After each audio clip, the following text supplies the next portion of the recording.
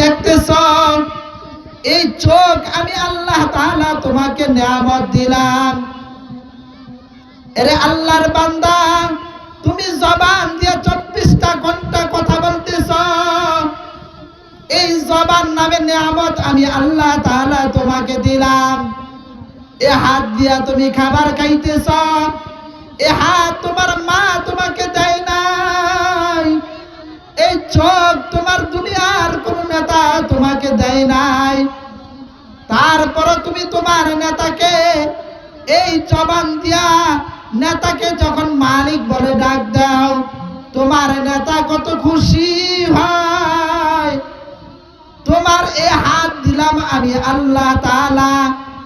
যখন তুমি হাত নামে খাবার দিয়া তুমি জবানের মধ্যে খাবারটা দাও, ওই খাবারটার কত স্বাদ তোমার জবানের মধ্যে লাগে। হে বান্দা, তুমি গাবি, ওই গাবির দুধ দোহানোর পর ওই দুধটা তুমি মুখের মধ্যে দিতেছ। এই গরুকে তুমি ভালো মতো এক সিন্দাও খাবার দাও না, তারপর গরু তোমাকে দুধ দিতেছে। এগুলো আমি আল্লাহ তাআলার নিয়ামত। এ বান্দা বান্দির দল, আমি আল্লাহ তাআলার নিয়ামত খাওয়ার পর আমি আল্লাহ তাআলাকে যখন আল্লাহ বলিয়া ডাক দিবা, আমি আল্লাহ কত খুশি হই। হে বান্দা, যখন আমি আল্লাহকে রব বলে স্বীকার করবা, আমি আল্লাহকে রব বলে ডাকবা, আমি কত খুশি হই জানো নি রে বান্দা। বলে আমি আল্লাহ তাআলা তোমার পিছনের সমস্ত গুনাহ আমি আল্লাহ তাআলা ক্ষমা করে দেই। চিল্লায় বলি সুবহানাল্লাহ। কাদরে কুদরত দারি বর কামাল আনতা রব্বি আনতা হাসবি জুল জালাল তুহি কাদের জলিলুল্লাহ জাহাদার বহর হালে তুহি রানে কাহতার।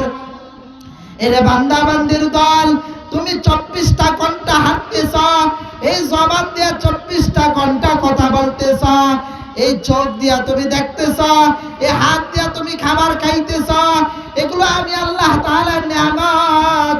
বান্দা এই নিয়ামত ভোগ করার পর আমি আল্লাহ তাআলার নিয়ামতের শুকরিয়া আদায় করবা, আমি আল্লাহ তাআলার নিয়ামত বাড়ায় দেব। চিল্লায় বলি সুবহানাল্লাহ।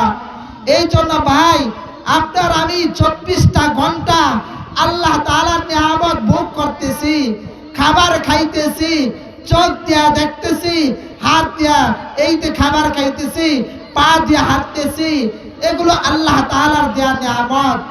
এই নিয়ামত দিয়া যখন আপনি আর আমি গুনার কাজের মধ্যে যাব, গুনার কাজ করব, তখন কিয়ামতের ময়দানে এ হাত আমার বিরুদ্ধে সাক্ষী দিবে, এ পা আমার বিরুদ্ধে সাক্ষী দিবে, চোখ আমার বিরুদ্ধে সাক্ষী দিবে, কান আমার বিরুদ্ধে সাক্ষী দিবে, নাক আমার বিরুদ্ধে সাক্ষী দিবে।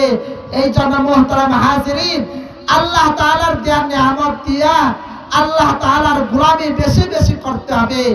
যদি গোলামি না করিয়া কবরের মধ্যে যায়, তাহলে এই কবরের মধ্যে আমার আপনার প্রত্যেকটা হিসাব আল্লাহ তাআলাকে দিতে হবে। হাতের হিসাব দিতে হবে, পায়ের হিসাব দিতে হবে, চোখের হিসাব দিতে হবে, কানের হিসাব দিতে হবে, নাকের হিসাব দিতে হবে। এই জন্য বেশি বেশি করে আল্লাহ তাআলার নিয়ামতের শুকরিয়া আদায় করব, তখন আল্লাহ